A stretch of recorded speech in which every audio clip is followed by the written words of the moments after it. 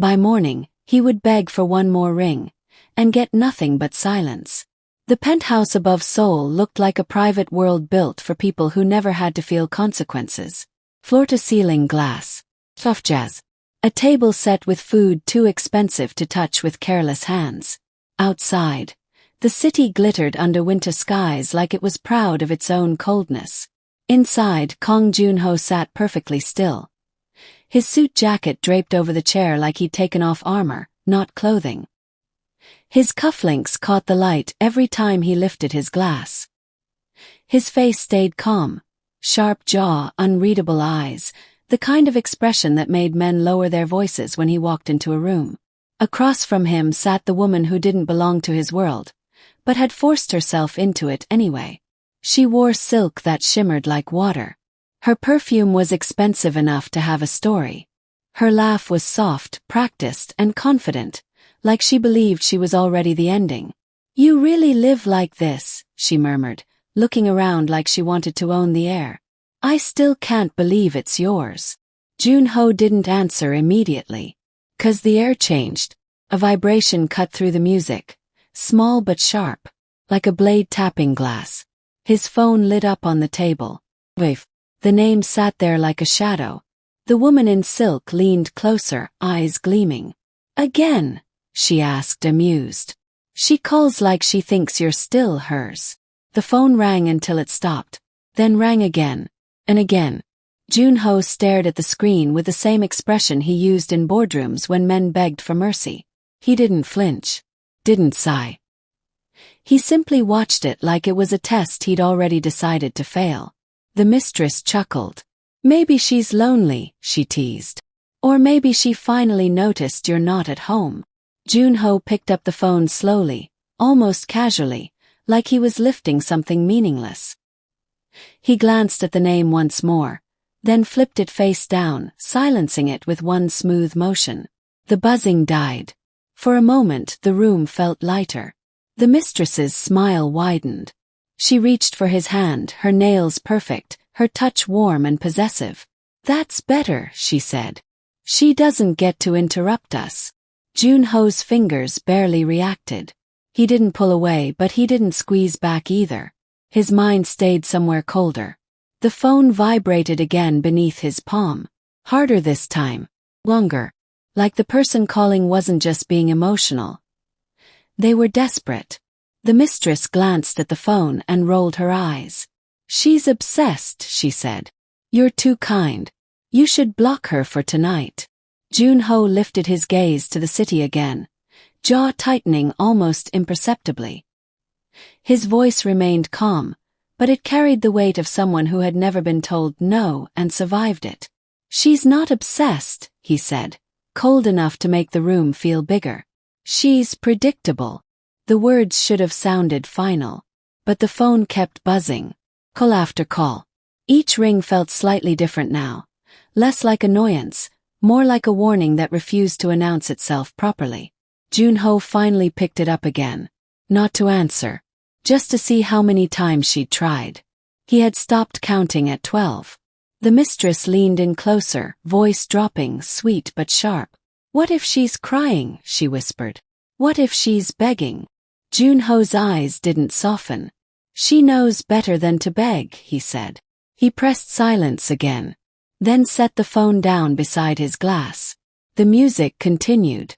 The city remained indifferent. The mistress smiled like she'd won a prize. And then, nothing. No vibration.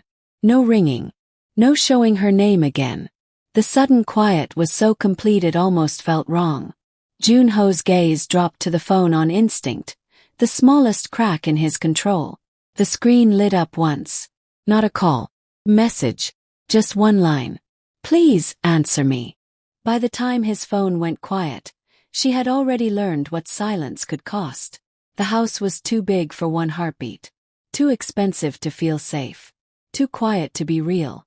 And somewhere beyond the glass, the winter wind moved through the city like it was searching for a door that had been left unlocked. Ha-eun stood barefoot on the marble floor, one hand pressed to her side, the other gripping her phone so tightly her fingers had turned pale. The hallway lights were dimmed, but she didn't dare turn them off completely. Darkness made it easier for someone to move. Light made it easier for her to be found. Either way, it didn't matter.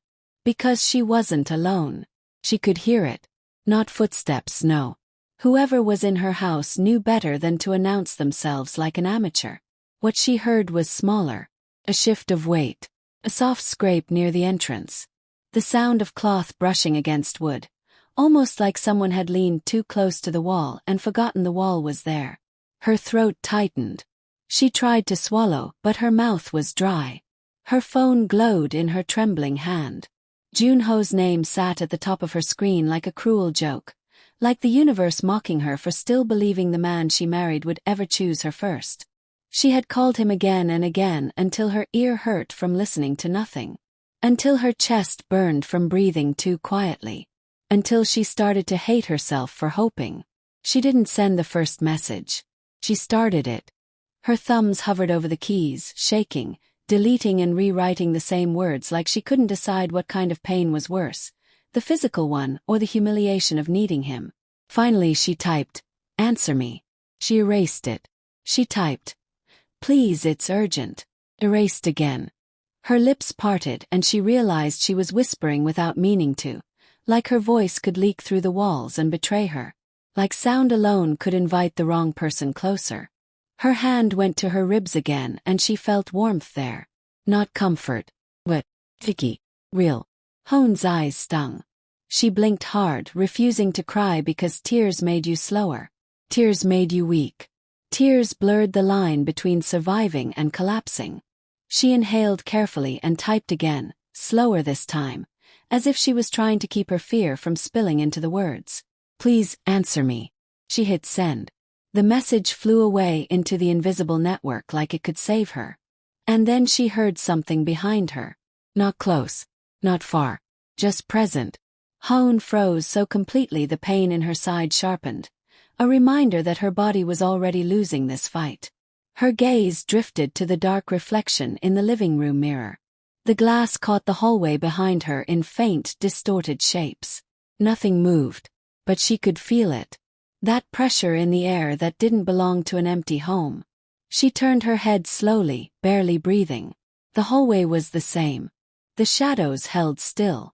The quiet sat there like a predator waiting for her to make the first mistake. Her phone buzzed. Not a reply. A missed call notification. She didn't even check the name. She already knew. Junho.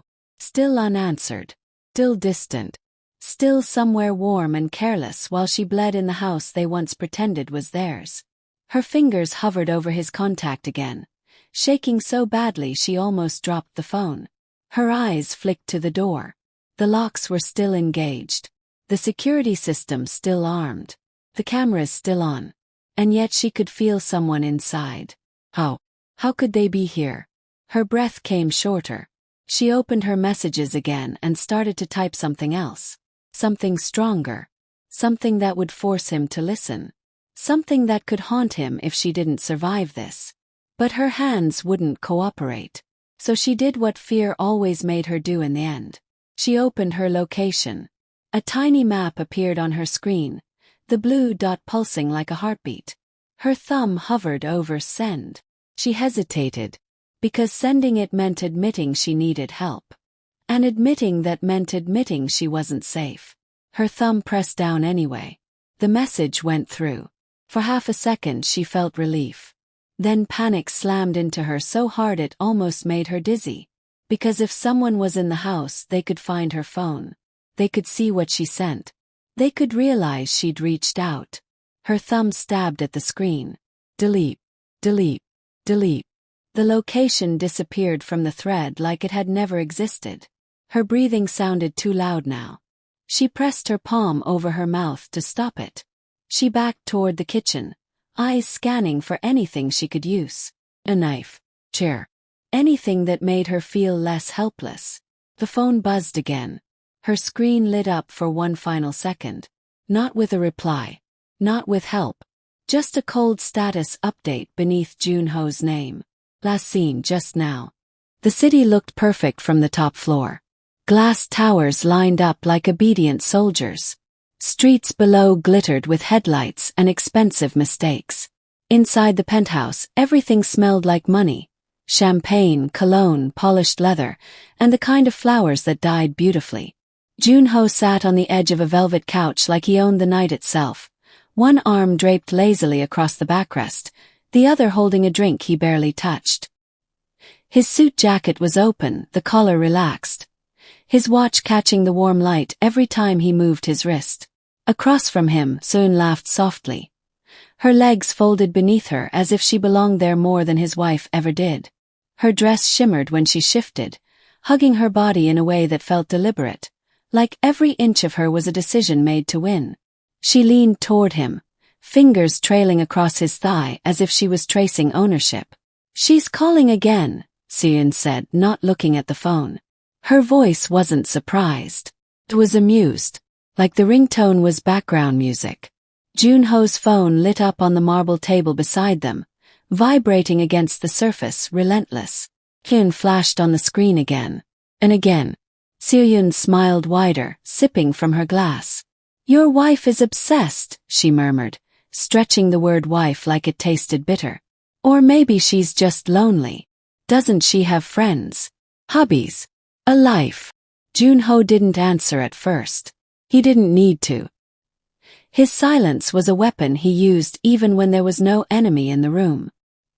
He stared at the city through the window, jaw set, eyes calm, too calm. The kind of calm that didn't mean peace. Meant control. Jin reached for his phone before he could. Her nails clicked softly as she picked it up, holding it like it was something dirty. She tilted the screen toward him. "Maybe she finally realized you're happier without her." Junho's gaze moved to the name on the screen. His face didn't change. That was always his gift. No matter what the world threw at him, he stayed unreadable. But something in his eyes tightened. It wasn't guilt. It wasn't panic. It was irritation.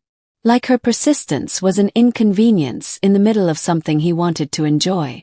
Soon watched him closely, reading the small cracks he didn't know he was showing. "Answer it," she teased, but her tone was sharp underneath. "Let her hear where you are. Maybe it'll help her move on." Junho's fingers closed around the phone, taking it from her with quiet authority. His thumb hovered over the screen. "Decline. Silence. He didn't answer. He didn't even listen to the voicemail notification that popped up after the call ended. He set the phone face down like burying it could bury the problem. Soon laughed again, softer this time, and slid closer.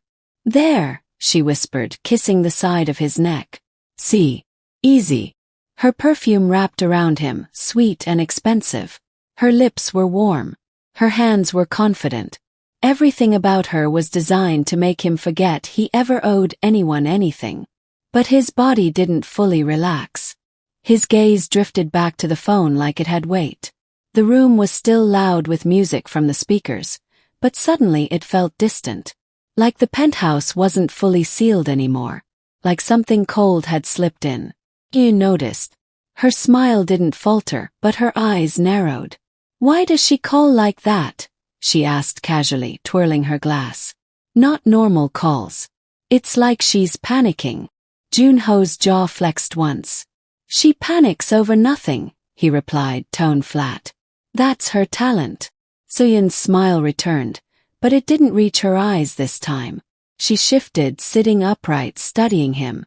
"Still," she said, dragging the word out. "It's almost like she thinks you're the only person who can save her." Junho's gaze flicked toward her. A warning. Soon lifted her hands slightly. Playful surrender. "Relax. I'm just saying." She laughed again, trying to bring the mood back, but the air had already changed. The phone vibrated once more. Then again. Then stop. No vibration. No ringing. Just nothing. Junho's eyes stayed on the city, but his fingers tightened around his glass. Soyun leaned in, trying to reclaim him, trying to pull him back into the softness of the moment. "Come on," she whispered. "Tonight is ours." And then his phone buzzed. Not with her name this time, but with a sharp alert that cut through the music like a blade. A breaking news notification flashed across the screen. Soo-yun's laugh died before it finished forming. Jun-ho picked up the phone instantly, faster than he had moved all night. His eyes scanned the headline once. His breath didn't change, but his face shifted. Not panic, something worse. A cold, stunned stillness that made Soo-yun's skin prickle. The headline was short, brutal, unforgiving. CEO's wife rushed to emergency, condition unknown. Jun-ho didn't speak for a full 3 seconds. Not because he didn't understand the words, but because his mind refused to accept them. The penthouse suddenly felt smaller, like the walls were closing in around a man who had never been trapped a day in his life. The music kept playing, soft and smooth, completely unaware it was insulting him. Soo-yun leaned forward, trying to read his expression, her voice turning cautious for the first time all night. "What is it?" she asked, too sweet, too careful.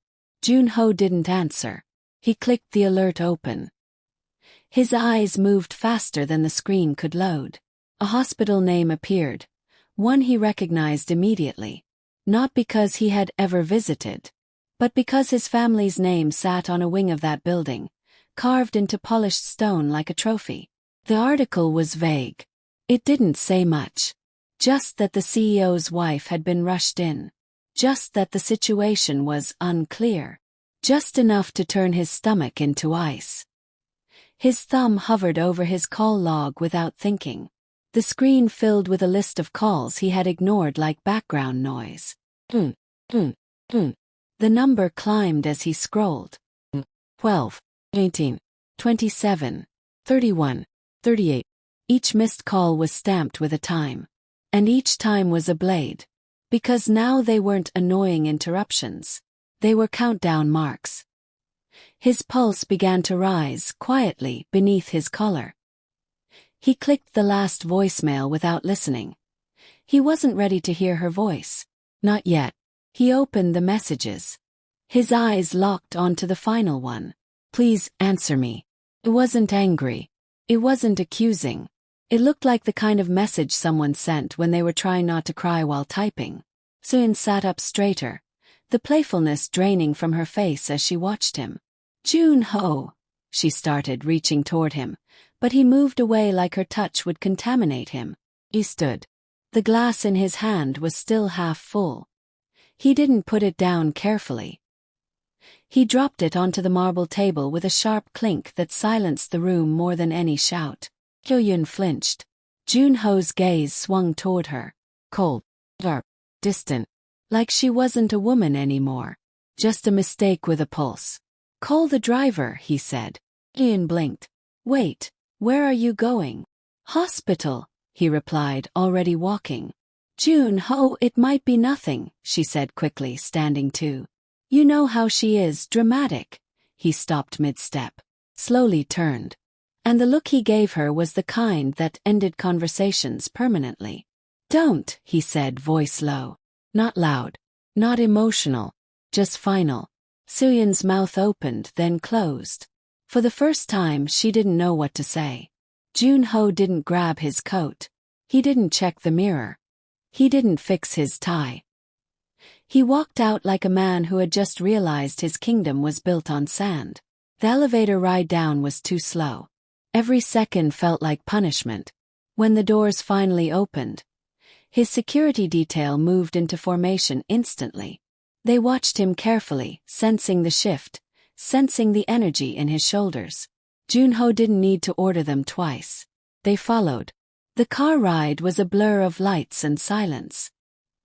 He stared out the window like the city had betrayed him personally. His fingers tapped his knee once, twice, then stopped. The tapping wasn't impatience. It was fear disguised as habit. When they pulled into the emergency entrance, the world outside was chaos. Nurses rushed past. A stretcher rolled through double doors. A man argued with a receptionist. Everything smelled like antiseptic and panic. Jun-ho stepped out and the atmosphere changed instantly. People felt him before they saw him. Conversations lowered. A doctor looked up, recognized his face, and straightened like he had been waiting for this moment. The doctor approached fast, not because he respected Junho, but because he feared what would happen if he didn't. "Mr. Han," the doctor said, voice tight. Junho didn't greet him. "Where is she?" The doctor hesitated. That hesitation hit harder than any answer. "She came in about an hour ago," the doctor began carefully. "She was alone." Alone. That word didn't belong beside Han. Not in the life he forced her to live. Junho's eyes narrowed. "Alone. No security detail," the doctor continued. "No staff. No driver. She arrived in a taxi." Junho's throat tightened. That didn't make sense. She was his wife. She wasn't supposed to bleed in public like a forgotten woman. He stepped closer. "What happened?" The doctor's eyes flicked to Junho's guards, then back to him. "She was injured," he said. "Shaken. Disoriented." She refused to explain everything, but... He paused again like he was about to deliver something dangerous. Junho's voice dropped. "But what?" The doctor swallowed. "Before she passed out, she asked for you." The words landed like a gunshot in a quiet room. For a moment, Junho's face stayed controlled. Then something cracked just slightly. Not tears. Not grief. Something uglier. A sudden, sick realization that she had called him because she still believed he would come. Even after everything. Even after being ignored. The doctor looked at him like he didn't know whether to pity him or blame him. "If you want to see her," he said quietly, stepping aside. "Come now." Junho followed the doctor down the corridor like a man walking into a sentence he couldn't appeal. The hospital lights were too bright, too clean, too indifferent. They reflected off the polished floor and made everything look colder than it should have. Nurses moved around him without speaking. They recognized him, of course. Everyone in Seoul recognized him. But no one reached out. No one smiled. No one bowed. Not because they forgot who he was, but because tonight power didn't mean anything inside these walls. The doctor pushed through a secured door, swiped a card, and held it open. Junho stepped in. The air changed. Smelled heavier here. Like fear had been sitting in the room for hours and didn't bother leaving. "She's in here," the doctor said, voice low. Junho didn't answer. He didn't even breathe properly. His eyes fixed ahead like if he looked away for 1 second, reality might rearrange itself again. The room was quiet. Not peaceful quiet. Funeral quiet. The kind of silence that doesn't comfort you. Only confirms something you already feel in your bones. In the center of the room was a bed. White sheets. Simple blanket. No luxury. No silk. No signs of the life he gave her on paper. And for one terrible second he thought she was sleeping. Because Hoon always looked soft when she slept. Like the world hadn't taken pieces out of her yet. But then he saw it. The stillness wasn't rest. It was absence. Machines sat beside her, but they were muted. Greens dimmed. Tubes removed. Everything was clean, organized, completed. As if the hospital had already accepted the ending. Junho's feet stopped moving. His body refused to step closer, like it understood before his mind did. "Mr. Han," the doctor murmured behind him. "I'm sorry." Sorry. Such a small word for something that big. Junho stared at her face. Her skin looked pale under the lights. Her lips were slightly parted like she had been about to speak, like she still had a sentence caught somewhere inside her chest that never got permission to leave. He didn't touch her at first. He stood there, hands at his sides, like he was afraid a simple gesture would break him open in front of strangers. Behind him, his security team waited at the door. Silent. Ill. Even they seemed unsure how to exist around him right now. Junho took one step closer. Then another. Slowly. Not because he wanted to be gentle, because his legs felt heavy like shame had turned into chains. He reached the bed. His eyes dropped to her hands. One was bruised. The other looked like it had been holding something earlier. Gripping life tightly and losing anyway. His throat tightened, and his mind did the one thing it was trained to do when emotion became too dangerous. Searched for details. Anything to control. anything to hold on to. His gaze swept over the room. The bedside table was neat. Too neat. A folded blanket. A small cup of water untouched. Paper bag with medication labels. And nothing else. No purse. No phone. No personal items. Junho's brows pulled together. "Where is her phone?" he asked, voice rougher than he intended. The doctor hesitated. That hesitation hit like a punch to the ribs. "It was not with her when she arrived," the doctor admitted carefully. Junho's eyes narrowed. "Not with her. The paramedics said she didn't have one," the doctor continued. "But we have a voicemail file she recorded through the nurse's phone before she lost consciousness. She insisted we keep it." Junho didn't move. "Play it," he said. The doctor glanced at the nurse nearby. The nurse reached into her pocket with shaky hands and pulled out her phone like it was a weapon. She tapped the screen, then held it out, not daring to step too close. Junho took it. The device felt warm. Too warm. Like it had been held in fear. He stared at the screen for a second, seeing the tiny audio bar waiting to be unleashed. His thumb hovered. He wasn't ready. But he pressed play anyway because he didn't deserve readiness. Hone's voice filled the room. Not loud. Not clear. It sounded like she was forcing each word out through pain. But it was still her. Still her breath. Still her softness.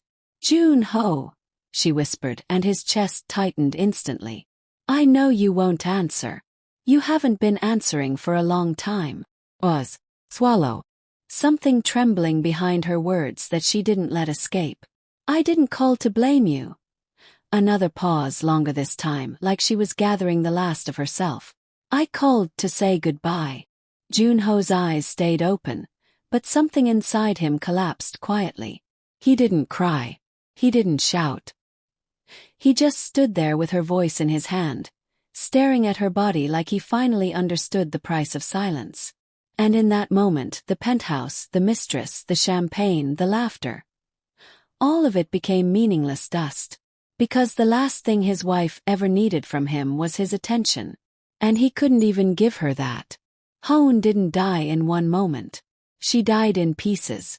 Long before her heart stopped in a hospital room, something in her had been learning how to survive without being seen. Junho stood beside the bed until the doctor and nurse quietly stepped out, leaving him alone with the silence he created. The door clicked shut. That small sound felt like a final stamp on a life he treated like it would always wait for him. He stared at her face again, searching for anger, for betrayal, for anything that would make this feel like a punishment he could fight. But Hone didn't look angry. She looked tired, like she had been carrying something heavy for a long time, and finally, someone else had taken it from her hands. His eyes drifted to the bruising again. The shape of it didn't match a fall. It wasn't the messy injury of clumsiness. It was too focused, too deliberate, like fingers had pressed down hard enough to leave memory in her skin. Junho's jaw tightened. His hand slowly closed into a fist at his side, then loosened again as if he remembered where he was. He wasn't in a boardroom. He wasn't in a VIP lounge. He was in a place where men like him were supposed to be powerless. But he didn't feel powerless. He felt late. The doctor came back in with a thin folder and a look that wasn't used to delivering bad news to men who could ruin careers with a single phone call. "Mr. Han," he began carefully, "there are details you should know." Junho didn't turn. "Say it." The doctor hesitated again, then placed the folder on the bedside table. She arrived with internal bleeding, bruising around the wrist and upper arm. Signs of impact trauma along the ribs. Impact trauma. Medical words that tried to sound neutral, as if pain could be described without accusing someone. Junho finally looked at him. "Accident." The doctor held his gaze for 1 second, then looked down. "She told us she fell." Junho's mouth twitched, not into a smile, into something darker. "And you believed her." "We didn't have time to question her," the doctor admitted. "She was in shock. She kept insisting she was fine." She kept saying she didn't want trouble. Trouble. That word landed wrong. Hoon lived in trouble. She just learned how to smile through it. Junho looked back at her again and his mind, cruel, efficient, started replaying their marriage like security footage. The nights she sat alone in the mansion while his meetings ran past midnight. The dinners she ate cold because he never came home. The charity events where she stood beside him like decoration, smiling so well people thought she was happy. And the way she stopped asking questions after a while. Not because she stopped caring. 'Cause she understood the rules. Hoon had been the quiet foundation beneath his success. While he built empires and crushed rivals, she kept the house warm. She remembered birthdays. She wrote thank you cards. She apologized on his behalf when he forgot someone's name or ignored a conversation halfway through. She protected his image with her softness. And he repaid her by teaching her what it felt like to be invisible inside luxury. Junho remembered one winter morning years ago, when she'd stood by the window with a cup of tea, watching the snow fall like it could wash the world clean. He'd walked past her without kissing her, without speaking. He'd been thinking about stock prices. She'd whispered almost to herself, "I think I'm getting used to silence." He hadn't even turned around. Now the silence was permanent. Junho's throat tightened again, but he forced his voice steady. "Who brought her in?" The doctor's lips pressed into a thin line. "A taxi driver." He said she stumbled into the street. She was barefoot. Barefoot. The word hit harder than the diagnosis. Because Hoon never went anywhere barefoot. Not in that mansion. Not outside. Not in winter. A picture formed in his mind before he could stop it. Hoon running, half-dressed, breath breaking in the cold air, terrified enough to forget shoes. Terrified enough to forget pride. Terrified enough to call him 38 times. And still trying not to cause trouble. Junho's eyes lowered to her hands again. His fingers reached out this time, slow and careful, and rested on the back of her hand. It was colder than it should have been. He didn't pull away. He held it like he could anchor her to the world again. The door opened softly. One of his men stepped in, Min-jae, his most trusted. His face was hard, but his eyes held discomfort. He'd never seen Junho like this. "Boss," Min-jae said quietly, "we checked the mansion. Security logs are missing." Junho lifted his head. "Missing?" Min-jae nodded once. "Camera feeds from the last 6 hours are wiped. Someone had clearance." Clearance meant one thing. Someone inside his world had touched her. Junho turned back to Hoon, and something changed in his gaze. It wasn't grief anymore. It was focus. Controlled. The kind of calm that came right before a storm. He leaned closer, voice so low it was almost a confession meant only for her. "I should have answered," he whispered, breath shaking once. Then his eyes lifted, colder than the winter outside. "And now, I'm going to find out who touched my wife." Junho didn't leave the hospital when the sun came up. He stayed until the sky turned pale, until the city outside began pretending life was normal again. Until the nurses stopped whispering his name and started avoiding his eyes completely. Min-jae returned with coffee Junho didn't touch. Another man brought a coat he didn't wear. The cold wasn't on his skin anymore. It was in his chest. He stood in the hallway outside Hoon's room, staring at the closed door like it could open by itself and undo the night. Behind him, the mistress sat on a bench near the elevator, legs crossed, makeup flawless, eyes calculating even in grief. She had been crying earlier, loud enough for people to notice, loud enough for cameras, loud enough to look human. Now she watched him like he was a puzzle she couldn't solve. When Junho finally turned, her face softened instantly like she'd rehearsed it. "Junho," she said, voice sweet. "I'm sorry. I didn't know it was that serious. If I knew." "You knew," he cut in. The words weren't loud. That was the worst part. She blinked. "What?" He walked toward her slowly. Not like a husband walking toward a woman. like a judge walking toward a verdict. You knew she wasn't calling because she was jealous. You knew she wasn't calling to beg. And you still laughed. Her lips parted, offended now. I didn't laugh. You smiled, he corrected almost gently. That's worse. She stood quickly, heels clicking against the floor. Don't do this. Not here. People are watching. Junho's eyes flicked toward the nurses pretending not to listen, toward the security cameras in the ceiling corners, then back to her. Good. The mistress froze. He moved closer until she had to tilt her head up to meet his gaze. Tell me something, he said softly. When she called, did you ever wonder why she didn't call anyone else? The mistress swallowed. She called you because you're her husband. Junho's mouth twisted. I wasn't her husband last night. I was her mistake. The mistress flinched like the words slapped her. Junho held her stare, voice steady, almost conversational. You thought you won. You thought all you had to do was sit beside me and wait for her to disappear. Her eyes sharpened. I didn't want her dead. Junho nodded once like he accepted that. Then he leaned in, just enough for his next words to feel personal. But you wanted her gone. The mistress's mouth opened, then closed. Silence filled the space between them. And in that silence, Junho realized something that made his stomach turn. Hone had known. Not guessed. Not suspected. Known. Because women like Hone didn't live with betrayal for years without learning how to read the air. The missed dinners. The strange cologne. The changes in his tone when a certain name appeared on his phone. The way his body would shift just slightly when he lied. She'd known. And she still called him first. That truth didn't comfort him. It destroyed him. Min-jae approached from the other end of the hall, a folder in his hands.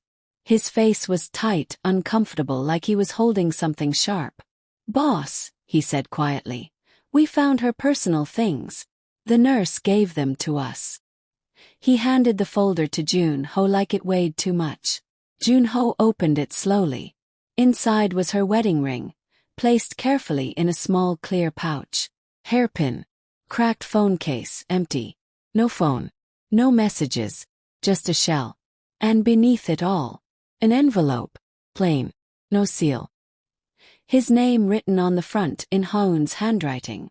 Junho stared at it for too long. He couldn't breathe properly. The hallway noise faded, like the world itself leaned back to give him space to fall apart. He slid a finger under the flap, opened it, and unfolded the paper inside. Hone didn't write paragraphs. She didn't write dramatic curses. Her reminder of who she was, quiet, controlled, careful, was in every line. Junho's eyes moved across the page.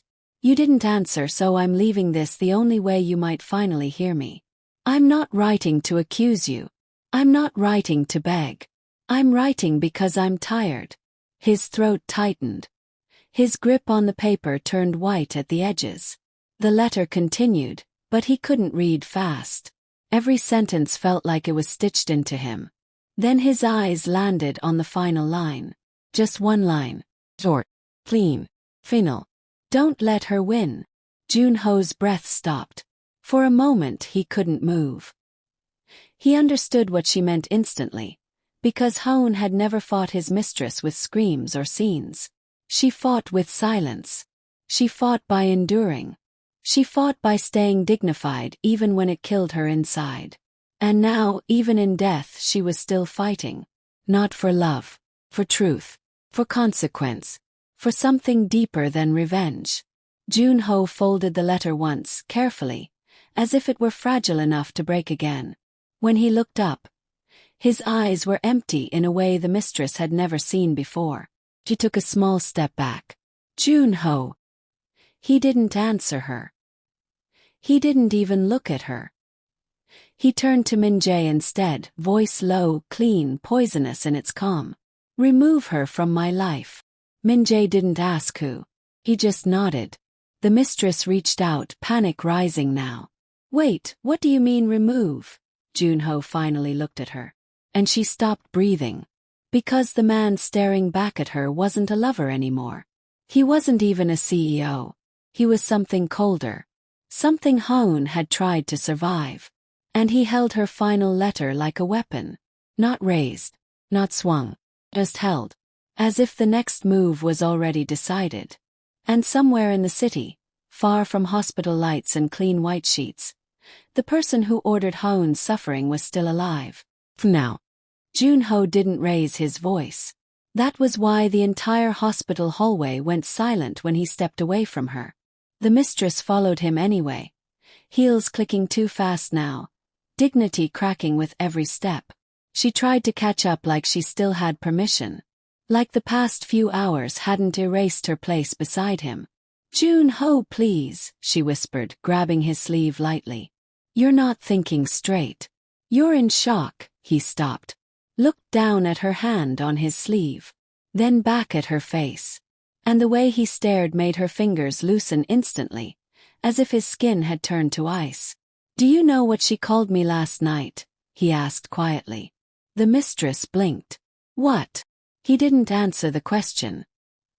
He only turned away again, walking toward the private elevator at the far end of the hall. Min-jae walked beside him like a shadow. 2 men followed behind. Not hospital security, his security. The mistress hurried after them, voice trembling now. "You don't have to do this in front of everyone. Let's go somewhere private." He pressed the elevator button without looking at her. She stepped in front of him, blocking his path. Her eyes were glossy, desperate. "I loved you. I was here. I stayed." Junho's gaze moved over her face slowly, like he was trying to remember what he once wanted. "I know," he said. The words sounded kind. But they weren't. "Hoon stayed too," he continued. "Except she did it alone." The mistress swallowed. "You're blaming me for what happened to her." Junho's jaw tightened. For the first time, anger cracked through his calm. Not explosive. Worse, controlled. "I'm blaming myself," he said. "You were just convenient." The mistress flinched like she'd been slapped. The elevator doors opened with a soft chime. And the moment Junho stepped inside, the hallway seemed to breathe again, like it had been holding its lungs for him. The mistress reached forward, desperate enough to forget pride. "Don't shut me out, Junho." The doors began to close. He didn't stop them. He didn't even glance at her. He only said, quiet and final, "Go home." Then the doors sealed. The mistress stood there staring at her own reflection in the metal, breathing hard like she'd been abandoned in public. 'Cause she had. By the time Junho reached his penthouse, the city already knew something was wrong. Not because he posted a statement. Not because his company released a press briefing. But because the world had learned to read him the same way people read weather. When he was calm, nothing happened. When he went quiet, things died. Inside the penthouse, everything looked the same as last night. Expensive furniture, soft lighting, the untouched wine bottle, the scent of perfume that didn't belong there anymore. Except now the luxury felt vulgar. Like a stage built for a love story that ended as a funeral. Junho stood in the middle of the living room for a long moment, staring at nothing. Then he walked to the glass wall overlooking Seoul. The city glittered like it didn't care. He pressed his palm against the cold glass. And for a split second, his reflection looked like a stranger. Tall, tailored, perfect, and hollow. Min-jae entered quietly. "Boss. The media is asking questions." Junho didn't turn. "Let them. They're also asking about Miss Yura." Junho finally looked back. His eyes were flat. "She's nothing." Min-jae hesitated, then nodded. "Understood." The decision moved through the network fast. Not like gossip, like an order. By midday it was everywhere. Not the full truth, never the full truth. But enough. A few insiders leaked that the CEO had ended his relationship with the woman seen beside him for months. A respected columnist posted. He lost his wife. He cut off his mistress. Karma came early. And then someone else posted something uglier. He killed her with silence. The word spread because they felt true. Employees whispered them in elevators. Investors murmured them behind closed doors. Even rivals said it quietly, not out of pity, but satisfaction. Because a powerful man losing control was a kind of entertainment. The mistress tried to call him. Once. 8 times. No answer. She showed up at the company building wearing black like a widow, as if grief could rewrite what she'd been. She demanded to see him. She cried in the lobby. She made sure the cameras saw her eyes red, her lips trembling, her hands shaking. She thought tears could win back access. But the men at the entrance didn't move. They didn't even touch her. They just looked through her like she was already erased. When Min-jae finally came downstairs, he didn't invite her up. He handed her a small envelope. Inside was a single card, hotel key, and a note with 3 words. Do not return. Her face went pale. He can't do this. Min-jae leaned in, voice low. He already did. By evening the empire felt colder. Not weaker, just altered. Like the building still stood, but the lights inside no longer meant safety. Junho sat alone in his office long after everyone left. No alcohol, no distractions. Just the heavy sound of the city outside and the letter folded in his desk drawer like a final heartbeat. The door opened without a knock. A man stepped inside. Older, quiet, carrying a thin black file. Private investigator. He placed it on Junho's desk without speaking. Junho didn't open it right away. He stared at it as if he already knew what was inside.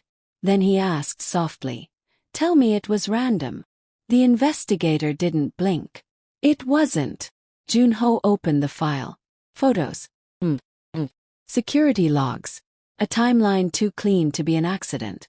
The investigator's voice dropped to a whisper. This wasn't random, sir. Junho didn't sleep. Not that night.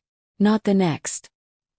He lay in the dark of his penthouse bedroom with the city glowing outside like a living thing that didn't care he was breaking apart.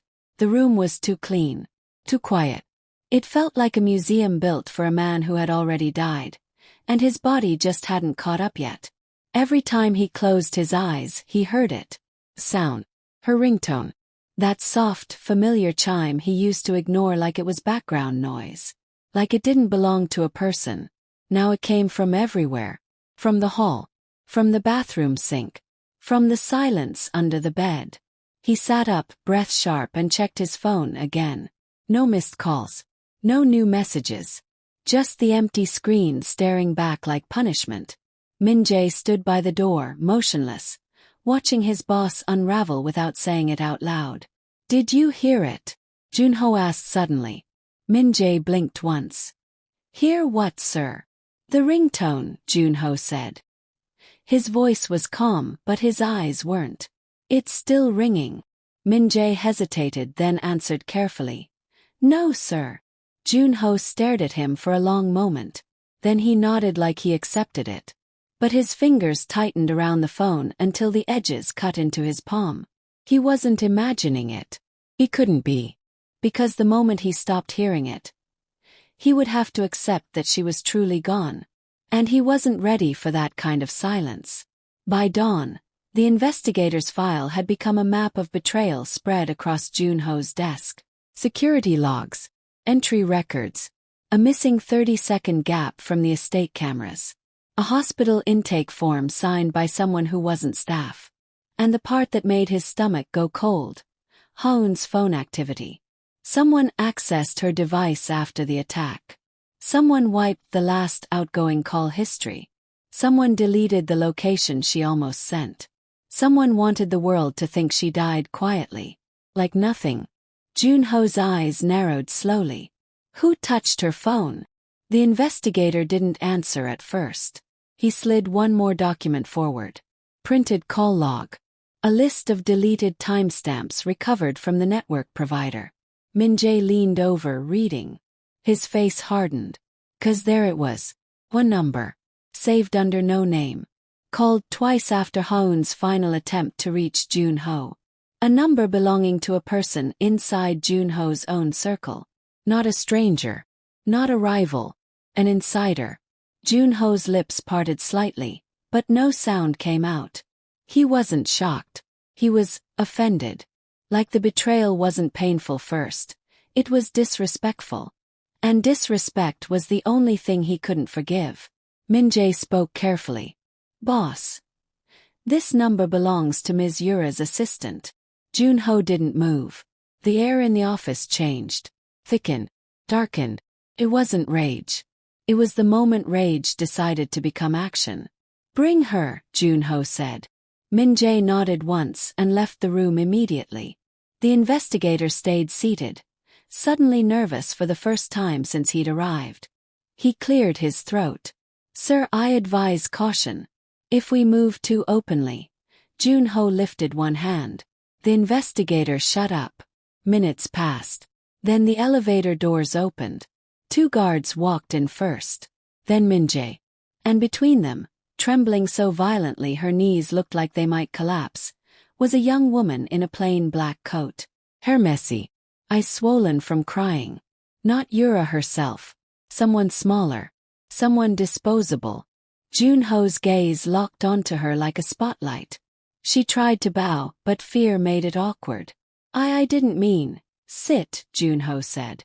She didn't sit. She dropped. Her legs folded beneath her, and she landed on the floor like her body had given up the act of standing. Junho stood slowly from behind his desk. The leather chair made no dramatic sound. Even his movements were silent. That was what made it worse. He walked around the desk and stopped in front of her. The woman's eyes lifted to his shoes, then to his hands, like she expected violence. But Junho didn't touch her. He crouched to her level instead, as if he had already decided she wasn't worth the effort. Did you wipe my wife's phone? He asked softly. Her mouth opened. Nothing came out. Junho tilted his head. Did you delete her location so I wouldn't know where she was dying? Her face crumpled. She called you so many times, she whispered. Ms. Yura said if you answered, everything would change. She said you would go back to her, she said. Junho's eyes didn't blink. Yura told you to do it, he said. The woman nodded, sobbing now. I didn't know she would. I didn't know the wife would actually. Junho's gaze dropped briefly, as if something inside him had finally snapped into place. So it was true.